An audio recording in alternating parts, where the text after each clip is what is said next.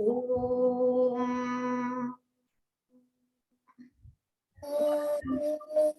Vakratunda Mahakaya Suryakoti Samaprabha Nirvignam Kuru Me Deva Sarvakaryeshu Sarvada. Vakratunda Mahakaya Suryakoti Samaprabha Nirvikram Kuru Me Deva Sarvakaryeshu Sarvada. Guru Brahma, Guru Vishnu, Guru Devo Maheshwaraha, Guru Sakshat Parabrahma Tasmai Shri Gurave Namaha. Guru Brahma, Guru Vishnu, Guru Devo Maheshwara, Guru Sakshat Parabrahma.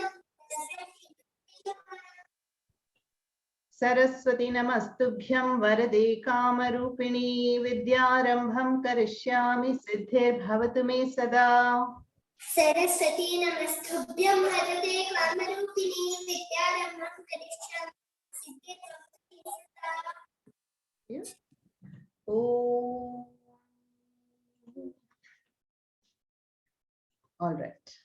So we will begin the Stotram chanting session with Hasini, and Hasini will present the Ganesha Stotra. Okay, Amma. Ganesha Stotram. Ajam nirvikalpam nirakaramekam niranandamanandamadvaitapurnam param nirgunam nirvishesham niriham parabrahmarupam ganesham bhajema gunati tamanam chidanandarupam chidabhasakam sarvagam Janagamyam Munindhayam Akasharupam Pradesham Parabrahmarupam Ganesham Bhajema Jagatkaranam Kara Janarupam Suradhim Sukhadim Gunesham Ganesham Jagatvyapinam Vishwa Vandyam Suresham Parabrahmarupam Ganesham Bhajema. Thank you, Hasini.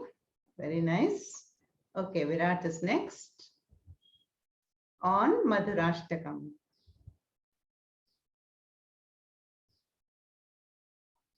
Madhuram Madhuram Vajaram Madhuram Nayanam Madhuram Hasidam Madhuram Madhuram Madhuram Vajanam Madhuram Nayanam Madhuram Hasidam Madhuram Hridayam Madhuram Gamanam Madhuram Nirādipate Vakilam Madhuram Vachanam Madhuram Charitam Madhuram Vasanam Madhuram Varitam Madhuram Charanam Madhuram Charitam Madhuram Vasanam Madhuram Varitam Madhuram Charitam Madhuram Madhuram Madhuram Madhuradipate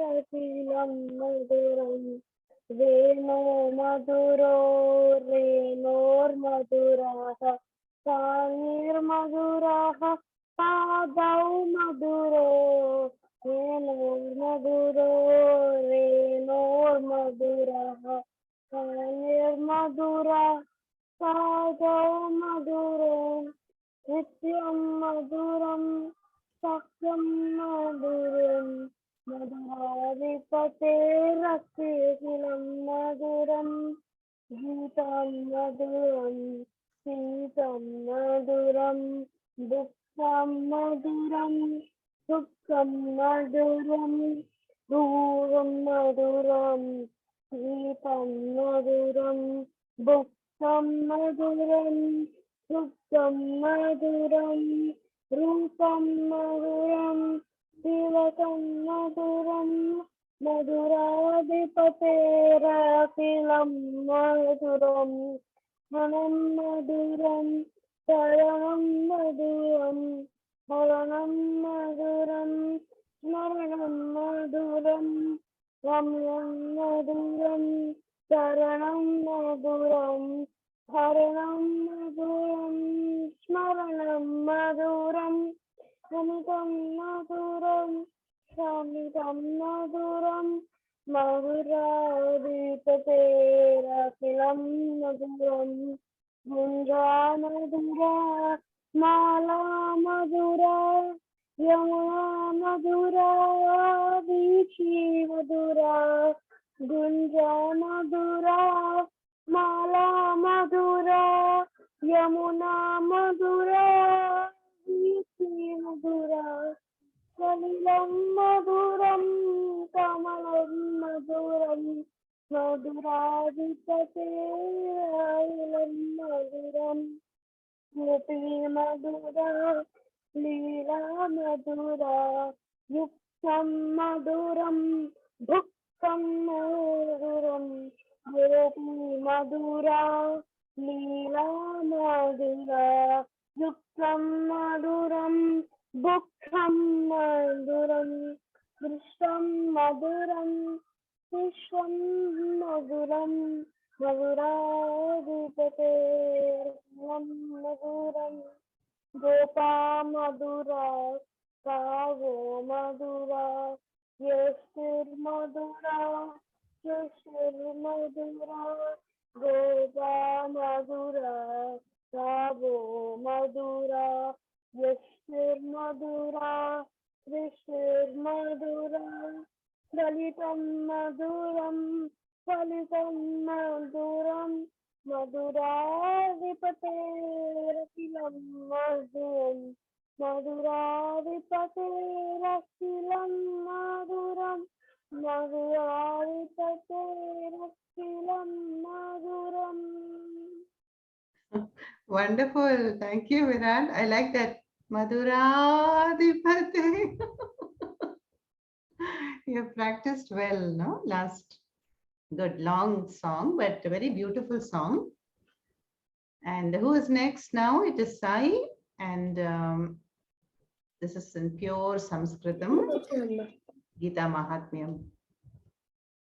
गीता शास्त्रमिदं पुण्यं यः पठेत् प्रयतः पुमान् विष्णु पदमवाप्नोति भयशोकादिवर्जितः गीताध्ययनशीलस्य प्राणायामपरस्य च नैव सन्ति हि पापानि पूर्वजन्मकृतानि च मलनिर्मोचनं पुंसां जलस्नानं दिने दिने सकृत् गीतामृतस्नानं संसारमलनाशनं गीता सुगीता कर्तव्या किम् अन्यैः शास्त्रविस्तरैः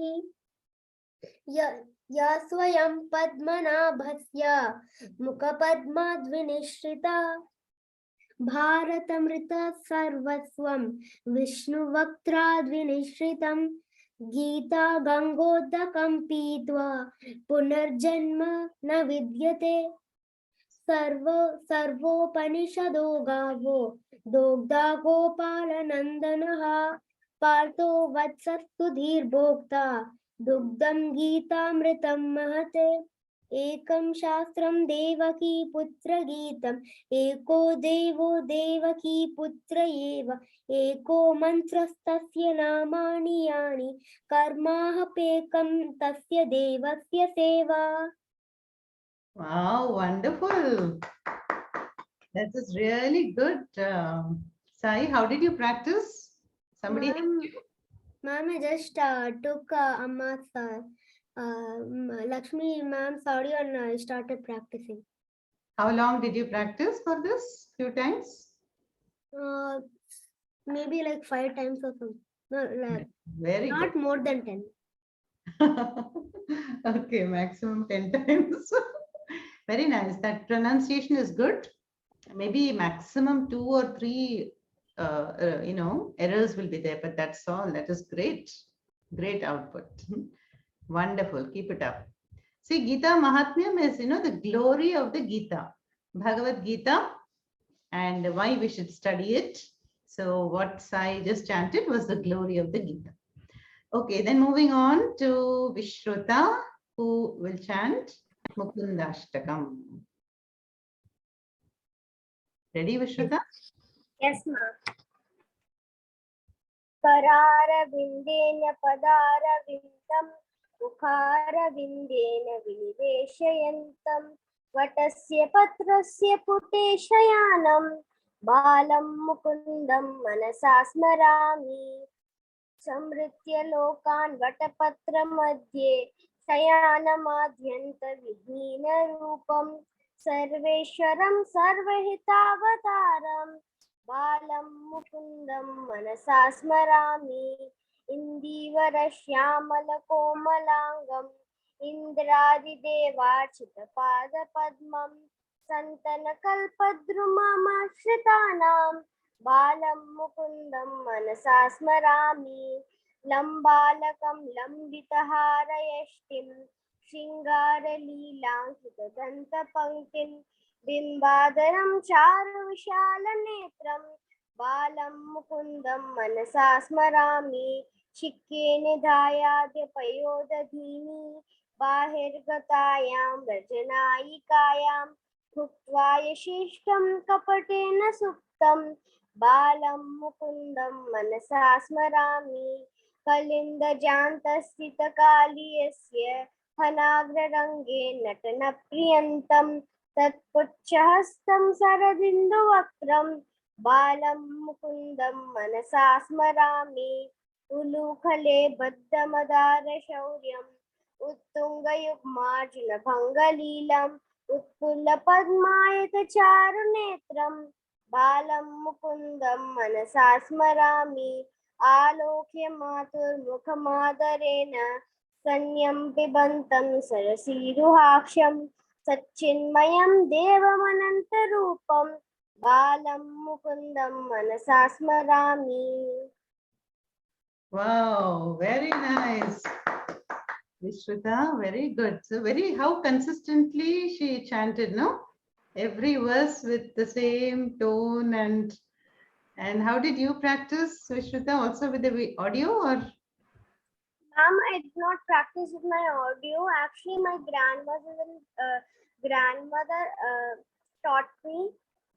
As I know before I had presented the first 5 slokas, I had actually presented Kalinda Jandastita, Ulukhale and Alokya before. So I already know the 3. So it became easier to me present the before 5. So she taught me the before, then I learned it. Wonderful. Yeah. You were already familiar. See, that makes a big difference. And Vishruta is quite active, in this area. I think yoga, stotrams, and she once did a Rani Ki Lakshmi Jhansi speech. That was also very, very good. Okay, Vishruta, thank you. Next, we have Vedant. Yes. On Shiva Panchakshari. Yes, ma'am. Good evening, everyone. My name is Mama Nama Vedantah. Aham Hyderabad Nagare Vasami.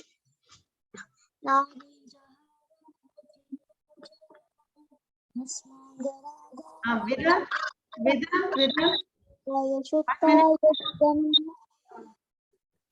Vedant, slowly, something went off. Your audio was not clear. Try again. No. When you now it's better. Yes. Start. नागेन्द्रहाराय त्रिलोचनाय भस्माङ्गरागाय महेश्वराय नित्याय शुद्धाय दिगम्बराय तस्मै वकाराय नमः शिवाय शिवाय गौरीवदनाब्ज मन्दाकिनी सलिलचन्दनचर्चित नन्दीश्वर प्रमदनाथ महेश्वराय मन्दार पुष्प बहुपुष्प सुपूजिताय तस्मै मकाराय नमः शिवाय शिवाय गौरीवदनाब्ज भृङ्ग सूर्याय दक्षाध्वरनाशकाय श्रीनीलकण्ठाय वृषध्वजाय तस्मै शिकाराय नमः शिवाय यक्षस्वरूपाय जटाधराय पीनाकहस्ताय सनातनाय दिव्याय देवाय दिगम्बराय तस्मै यकाराय नमः शिवाय पञ्चाक्षतमिदं पुण्यं यः पठेत् शिवसन्निधौ शिवलोकमहाप्नोति शिवेन सह मोदते. Very nice, Vedant. As expected. Also very fluent. You know how rapidly he chanted. See, everybody. That means Vedant also is familiar with the sounds, the phonetics of this language, which is very good. Okay, next we have Guru Stotram, and Aditya is unable to join. Aditya and Yashika were sharing that. So Yashika, you just chant your portion, okay? Or whatever you're comfortable with. Can I stand from the starting, ma'am? Yeah, anything starting is fine. Yes, Amma. अखण्डमण्डलाकारं व्याप्तं येन चराचरं व्याप्तं दर्शिनं येन तस्मै श्रीगुरवे नमः. आज्ञात्रिज्ञानस्य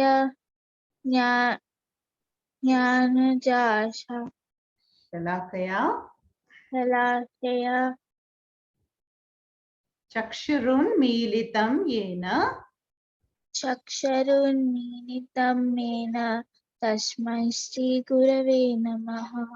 गुरुर्ब्रह्मा गुरुर्विष्णु गुरुर्देवो महेश्वर गुरुसाक्षात् परब्रह्म तस्मै श्रीगुरवे नमः. Okay. Ma'am, I know till here. Yeah, thank you. That was good, Yashika. Okay, now we come to the bhajan section. Aditri, are you ready with the bhajan? Yes, ma'am. Start. Good evening, everyone. Sharanu Siddhi Vinayaka, Sharanu Vidya Pradayaka, Sharanu Parvati Tanaya Murti, Sharanu Moshik Vahana, Sharanu निटिल नेत्र निदेवी सुतन नागभूषण प्रियने तटिल तांटिक कोमलांगन कर्ण कुंडल धारणे शरणु शरणु भट्टमूर्तिन पद्मूर्ति पदकहारन बाहुहस्त चतुस्तने इटतुंगन हेम कंकण पाश अंकुशधारणे शरणु चरणु कुक्षिमहलंबोदरेण इक्षचापन गिलिदने पक्षिवाहन सिरिपुरंदर विठलनाचिकदासने शरणु शरणु शरणु सिद्धि विनायका शरणु विद्या प्रदायका शरणु पार्वती तनय मोरुत शरणु मूषिक वाहना शरणु शरणु धन्यवाद. Dhanyavadaha, Aditri. Such a sweet bhajan and in your sweet voice. Are you learning music? Okay, yeah, very nice. All the best. Okay, now we have Khushi in the last but not the least. Another bhajan. Today I'm gonna sing a Rama bhajan. Raghupati Raghava Raja Ram Patita Pavana Sita Khushi. Patita Pavana Sita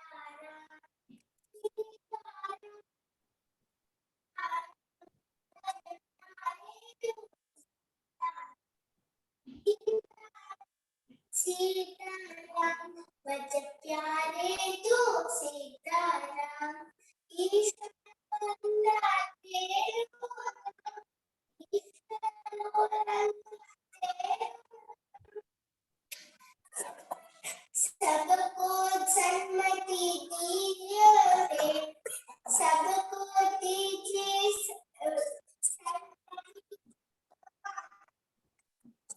Raghupati Raghava Raja Ram Patita. Patita Pavana Sitaram Raghupati Raghava Raja Patita Pavana Very good. Sitaram. You know, it's funny. Today morning, I was also chanting this bhajan while I was in the kitchen. Somehow this song came to my mind. Very nice, Kushi. You've learnt it well.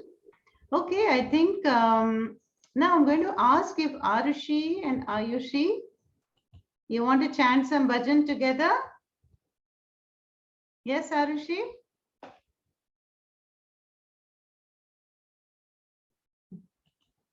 Can you unmute? Okay, next time. Next time you chant some bhajan, okay? Practice. Okay, very good.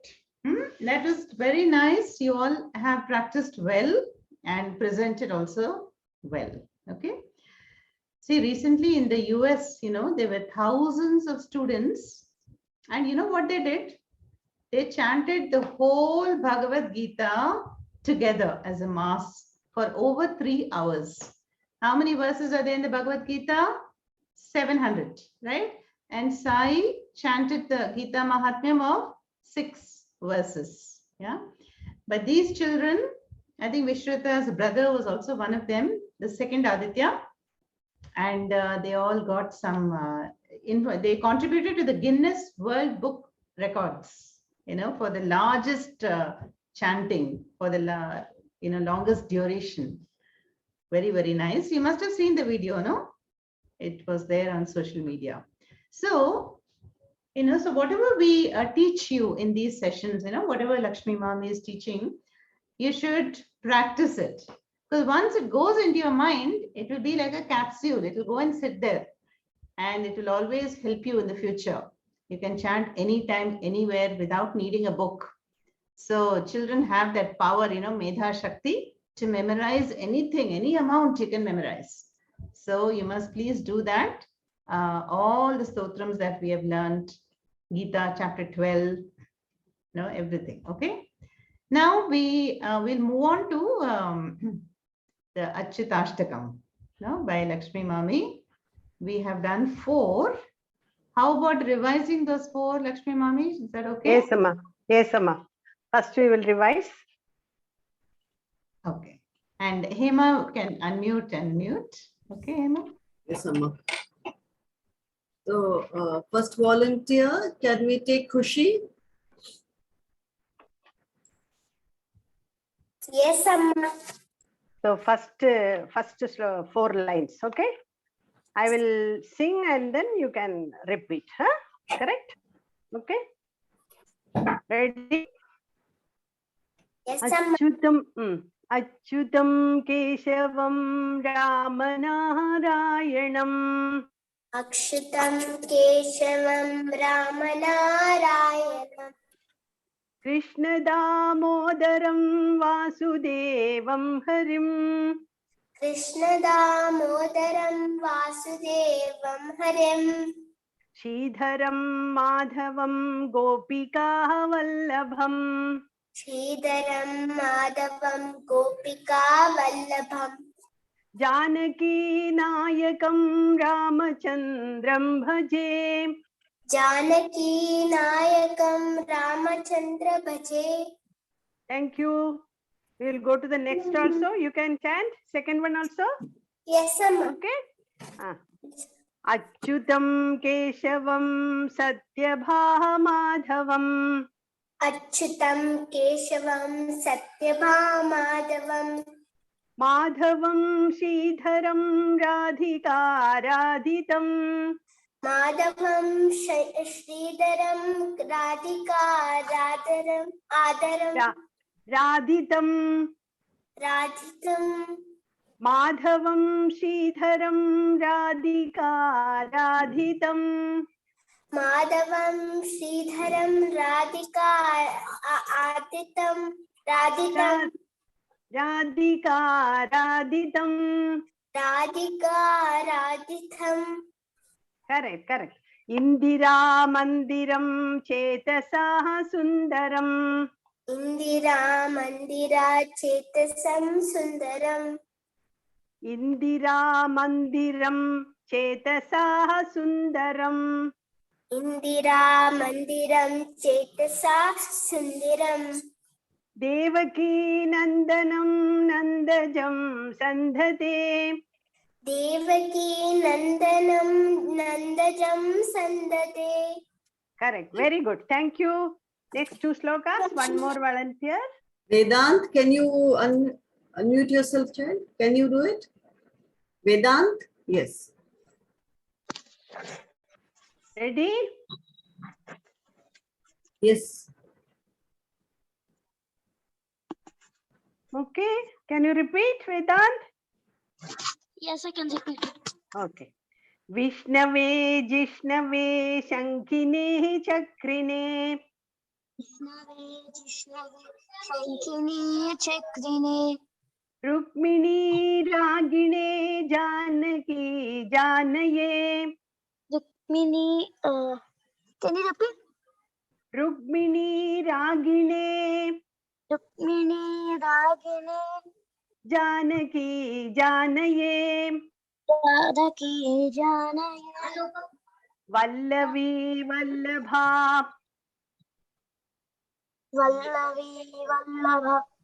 Yarchitayatmane. Rachitayatmane. Kamsavidvamsine. Kamsavitwamsi. Vanshine te nama. Vanshine te nama. Okay, we'll go to the fourth one also. Okay. Fourth one. Krishna Govinda He Ramanarayana. Krishna Just repeat. Govinda Ramaradayane na Ramanarayana. Ramanarayana. Shripate Vasudevajita Srinithe.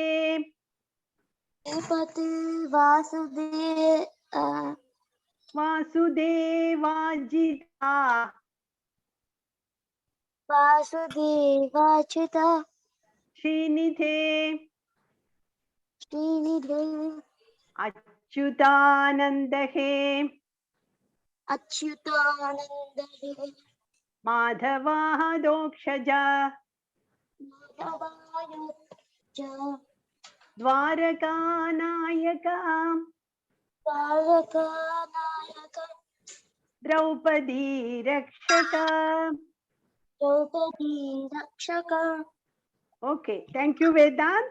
Now we will stand Hi. other four also today. Thank you. Hi. Can you Now unmute? next, Yes, ma'am. Sai, you can repeat fifth one. Okay. Okay. Rakshasa Kshobita Rakshasa Shobita Sitaya Shobito Sitaya Shobito Dandakaranya Dandakaranya Bhupunyata Karana Punyata Karana Karana Lakshmane Nvavito Lakshmane Anvito Lakshmane Nanvito. Lakshmane Anvito Na, N is also there, no? Lakshmane Nanvito. Lakshmane Nanvito Correct. Vanarai Sevito. Vanarai Sevito Agastya Sampujito. Amma, can you repeat? Agastya Sampujito. Agastya Sampujito Raghava Padumam. Raghava Patumam. We will repeat once more, same thing. Okay. Okay, ma. Rakshasa Kshobita Rakshasa Shobita Sitaya Shobito Sitaya Shobito Dandakaranyabhu. Dandakaranyabhu. Punyata karanam. Punyata karnaha. Lakshmane nanvito. Lakshmane nanvito. Vanarai sevito. Vanarai sevito. Agastya sampujito. Agastya sampujito. Raghava patu mam. Raghava patu mam. Thank you, Sai. Now next one, sixth one. Same one, can we repeat? Same one, can one more child repeat? Yashika? We will have time for all the 8 shlokas, 2. Okay, we'll go to the next one then. Next one. Yashika. That will be better, I think, no? Twice we had done. Yes. Yashika. Sixth one.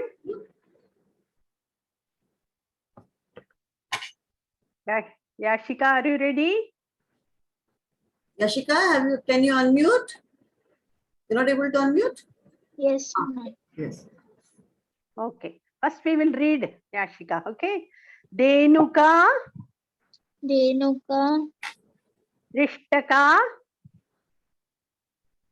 Rishtaka, Viristata, Anishta, Anishta, Kriddeshinam, Kriddesinam. Dveshinam. Can you Once tell more. again? Denuka, Rishtaka, Renuka, Rishtaka, Anishta, Anista, Kriddveshinam. Kridveshiha. Na. Actually, it is wrongly printed. It is nam. Dveshi nam. Okay, not ham. It is nam. Dveshi nam. Next Veshinam. one. Keshiha, Keshiha, Kamsa, Kamsa, Hridvamshika, Hridvamshika, Vadakaha. Vadakaha. Keshiha, Kamsa, Hrid, Keshiha, Kamsakir, Dveshika, Vadakaha. Deshika, Vadakha.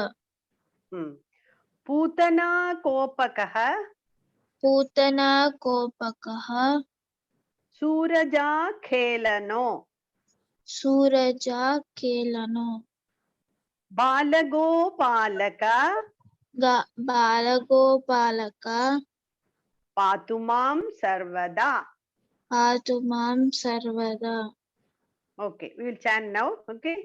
Denuka Rishtaka, Denuka, Reshaka, Anishtak, Denuka Rishtaka, Denuka, Rishtaka, Anishtakridveshinam, Anishtakridveshina, Keshiha Kamsahrid, Keshiha, Kamsakrid, Deshika Vadaka, Veshika, Vadaka, Putana Kopaka, Putana, Gopaka, Suraja Khelano, Suraja, Kelano, Balagopalaka, Balagopalaka, Patumam Sarvada. Patumam Sarvada. Once more, we will repeat. Denuka Rishtaka, Denuka, Rishtaka, Anishtakrihidveshika, Anishtadrikristvediha, Veniha, Dveshiha, Dveshishna, Dveshiha, ha, Dveshiha. Same thing, Hema. With Hema, you have changed it. Denuka Rishtaka only we are doing. Okay, Yes, once more. Denuka. Keshiha Kamsahre, Keshiha, Kamsahri, Dveshika Vadaka, वेशिकावादः केशिका कंसहृद केशिः कंसहृद् वंशिका वादक वंशिकावादक पूतना कोपक पूतना गोपक सूरजा खेलनो सूरजाकेलनो बालगोपालक बालगोपालका पातु मां सर्वदा. पातु मां सर्वदा. Thank you. Virat, Now next one. Virat, you raised your hand for chanting. Yes, Amma. Okay, Virat can Okay. chant. Ready, Virat? Yes, Amma. Next one. Hema, next shloka. Vidyudyodavat विद्युद्योतवत् praspura dvasasam. प्रस्फुरत् Praspura dvasasam. प्रस्फुरत् वासकम् Vidyudyodavat विद्युद्योतवत् praspura dvasasam. प्रस्फुरत् वासकम् Pravidham bodavat प्राविधम् मोभवत् bodavat. Pravidam bodavat प्राविदम् भोजवत् prolasa dvigraham. षोडश विग्रहम् Pravidam bodavat प्राविदम् बोधवत् prolasat vigraham. षोडश विग्रहम् Correct.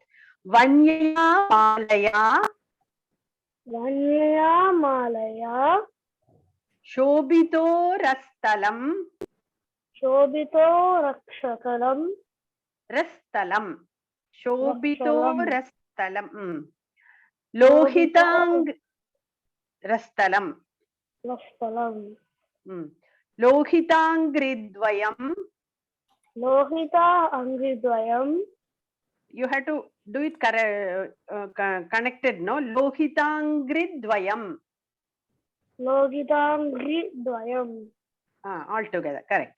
Varijaksham bhaje. वारिजाक्षम् भजे Lohitangridvayam. Lohita अङ्घ्रिद्वयम् Don't split it. Lohitangridvayam. लोहिताङ्घ्रिद्वयम् Varijaksham bhaje. वारिजाक्षम् भजे Now we will chant, okay?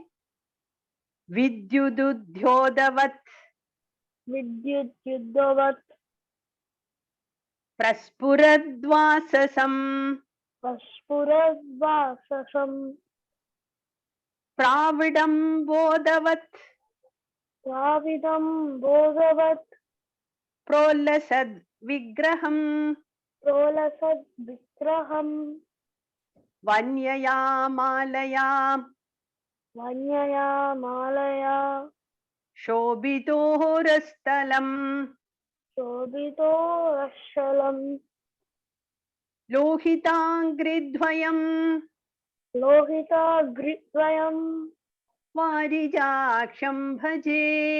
वारिजाक्षम् भजे Once more. Vidyudyodavat विद्युद्योधवत् praspuradvasasam स्फुरद्वाससम् pravidam bodavat प्राभिताम् योधवत् prolasad vigraham प्रोलसद् विग्रहम् vanyaya malaya वन्यया मालया shobito rastalam शोभितो लस्तरम् lohitangridvayam लोहिताङ्घ्रिद्वयम् varijaksham bhaje. वारिजाक्षम् भजे Correct. Thank you, Virat. Next, last one. Who is going to repeat? One more Hasini? volunteer. Hasini.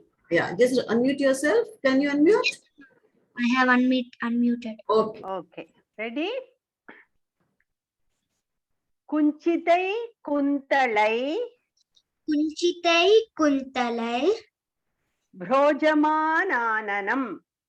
bojamananam. Correct.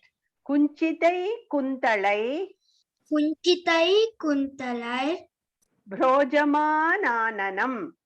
blojama. Ma'am, Amma, can you repeat it again? Bhrojamananam. Rojamananam. Actually, it is Bhrajamananam. Brajamananam. Correct. Ratnamauli Ratnamauli lasat kundalam lasat kundalam gandhayo ho. gandayo. Ratnamaulim Ratnamaulim lasat kundalam lasat kundalam gandayo ho. gandayoho. Harakeyurakam Harakeyurakam kangana projwalam. kanganam projwalam Harakeyurakam karakeyurakam harakeyurakam harakeyurakam kangana projwalam kangana projwalam kingini manjulam kingini manjulam shyamalam tambaje. Shyamalam tambaje. Kingini manjulam Kingini manjulam shyamalam tambaje. Shyamalam tambaje. All about the what all decoration he has done, no, Krishna. That is the varnana it is. Okay. Now we will chant. Kunchitai kuntalai Kunchitai kuntalai bhrajamananam brajamananam ratnamaulim lasat ratnamaulim rasat kundalam gandayo kundalam gandayo harakeyurakam harakeyurakam kanganah projwalam kangana projwalam kinkini manjulam kinkini manjulam shyamalam tambhaje. Shyamalam tambaje. Very good. Once more. Okay. Kunchitai kuntalai Kunchitai kuntalai bhrajamananam brajamananam ratnamaulim lasat ratnamaulim lasat kundalam gandayo kundalam gandayo harakeyurakam harakeyurakam kanganah projwalam kangana projwalam kinkini manjulam kinkini manjulam shyamalam tambhaje. Shyamalam tambaje. Thank you. Very nice, Hasini. Nice chanting. Practice yourself. Okay. I will post it. I think now this we can conclude. Hema. Okay. Yes. Very nice. Hasini was, that was fantastic. No, her Yeah, chanting. so nicely she's chanted. And see, that just proves that at a very young age, it's Yeah, the yeah. best. So Yes. parents have to catch the children when they're young, like Sai is doing, Virat is Sai doing. also. Yes. So make the most of this age, Yeah. isn't it, Lakshmi? Virat has one doubt again. He was asking, Amma, asking. Yes. Virat. Virat? Now, when I went to slokam.org in the Achyutam Keshavam month, It is showing you there are 9 verses. Yes, yes, yes. Actually, Ashtangam means 8 verses. The 9th one is only Phalashruti that I didn't chant actually. Actually, I found it and I just put it here, but we need Yeah. not, it's not. It is not required actually. Yeah. So I thought timing also less for us. Exactly, exactly. Yeah. Perfect. You know, all of you chanted well and keep chanting. You know, chanting purifies our subtle body. You know, we have another body. One is physical body, right? That you can see.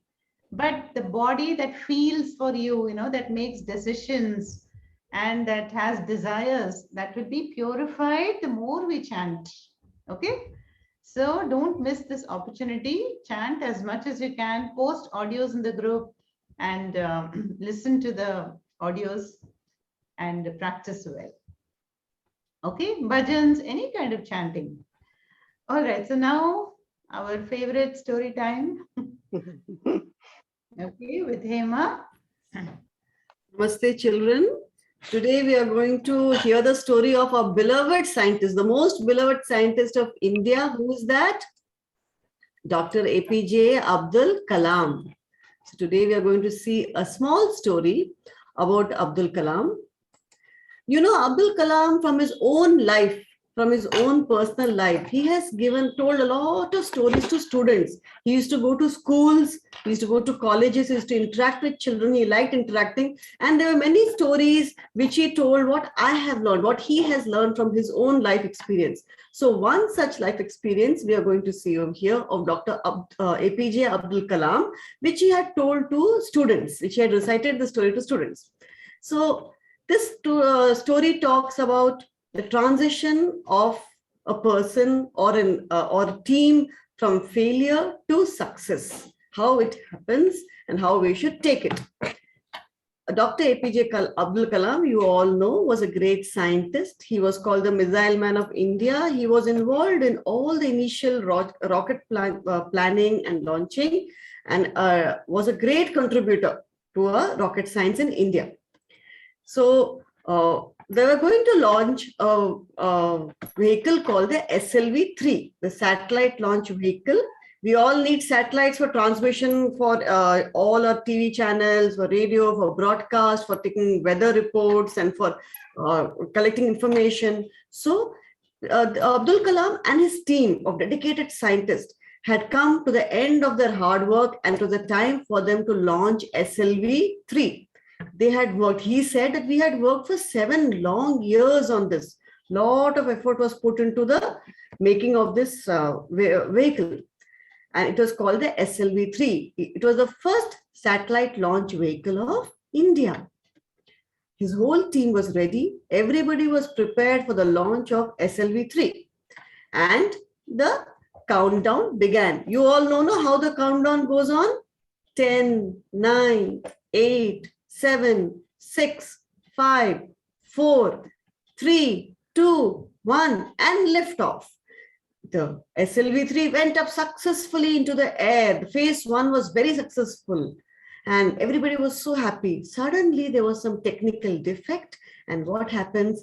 It went out of control. When it went out of control, immediately this mission had to be cancelled, had to be terminated. It can't fall here and there, no? So the flight was terminated, and this SLV went and it was made to crash into the sea. Safely it went to the sea. So how was the scene of the entire crew, of the entire team? One moment they were all happy, rejoicing in stage 1. But within a second, what happened? They all were feeling utter hopelessness. The first launch was a failure. It did not go. And imagine the amount of money, crores and crores of money is being put into each one of this project. Now, once this mission failed and the entire nation was watching this. Okay, so there was a press conference held. Usually to tell to the public what happened, a press conference will be held. Before that, Dr. Kalam was feeling very angry and frustrated. He had to go to this press meeting. He had to face all the reporters and tell the world what was the points which went wrong, the technical flaws. And he felt very responsible. He's a team leader, isn't he? His entire team of scientists, he was leader. So ultimately he felt that, oh, I am responsible for what has happened. And his heart, he says that my heart was full of dread, was full of, anxiety. I will have to go and face the world. So anyway, he goes to the press conference and he faces the press conference along with his chairman. His chairman was none other than Professor Satish Dhawan.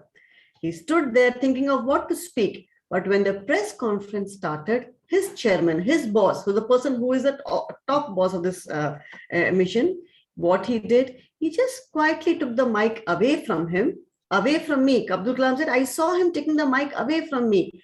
And Dr. Satish Dhawan started speaking. Professor started speaking. He confidently spoke. He told about the technical flaws. He told what went wrong and how we can make it right. He did not put a single blame on me, said Dr. Abdul Kalam. He did not even mention that the team leader made a mistake. And the professor said that it was exactly in a year's time, we once again will place the satellite into the orbit with very much confidence. That means that much confidence he had in Dr. Kalam.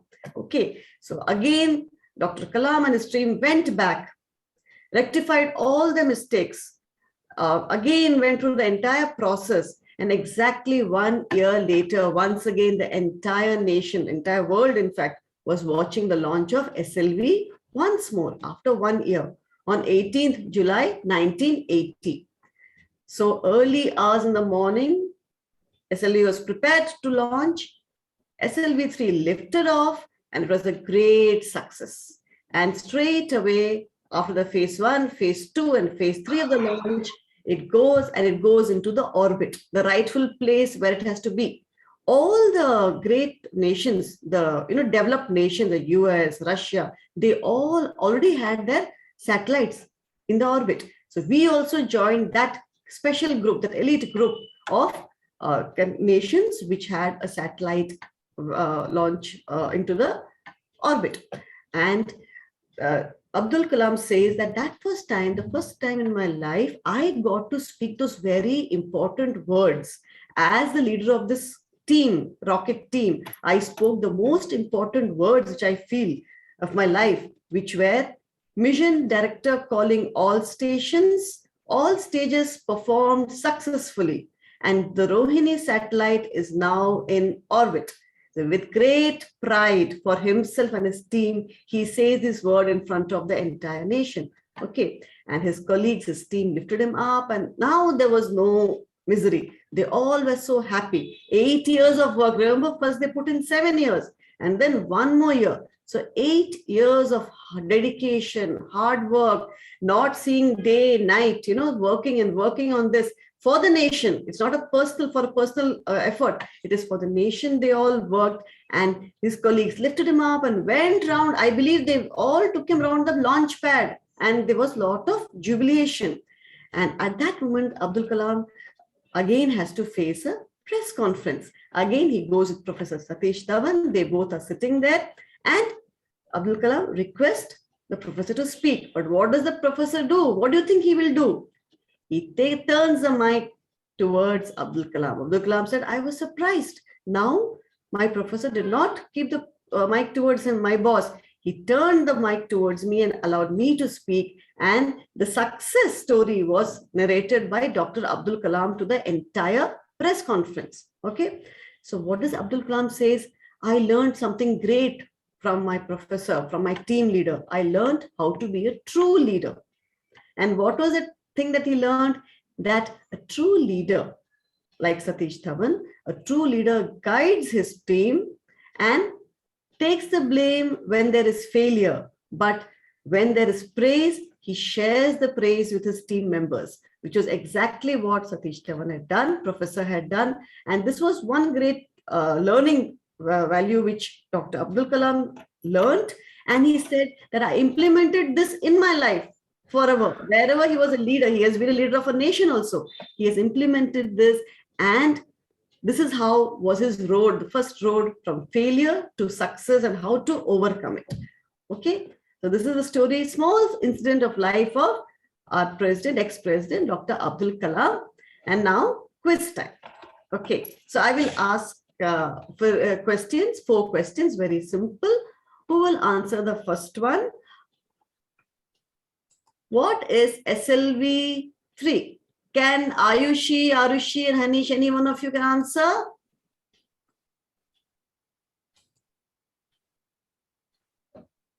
SLV 3. You have to unmute your screen.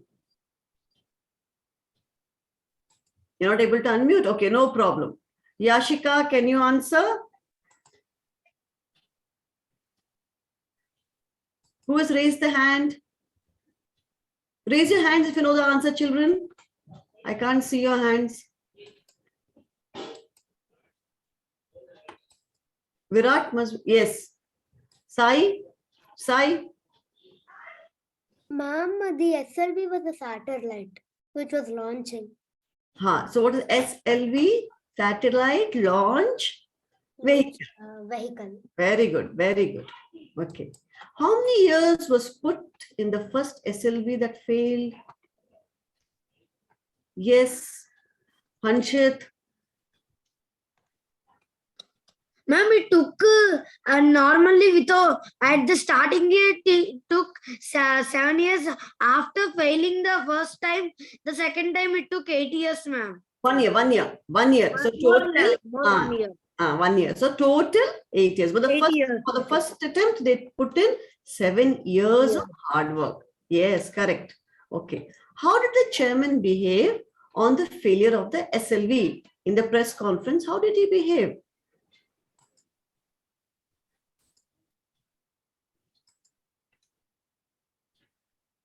How did, I'm not able to see, raise hands. Yes. You're not able to unmute? Virat, your hand is raised? Not able to unmute?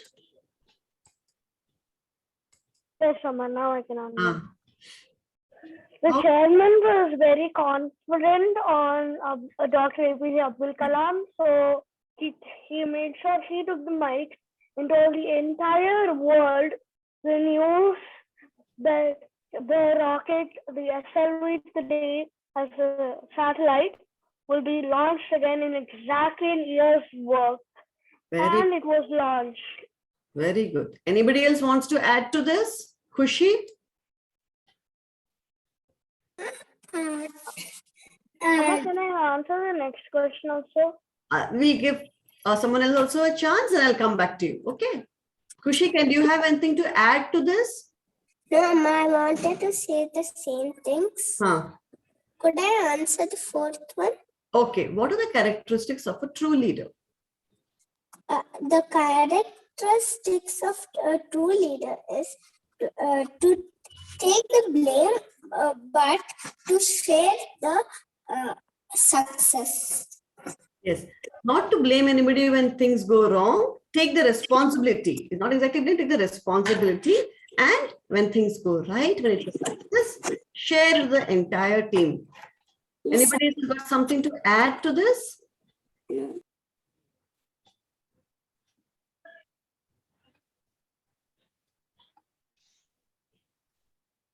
Virat? You need to have the zeal, this zeal means determination and actually building the project yourself with your help. You should have confidence, as you should, and you should also respect other people's qualities and likes and dislikes. Very good. Yes. And the most important thing is to not think that you're the best. You should not have pride. Okay. That is a yes, definitely we should not have pride. Thank you. Thank you, children. Hasni wants to say something. Yes, Hasni. Ma'am, for the fourth question, we can also learn from failure. We can learn from our failures. Correct, correct, correct.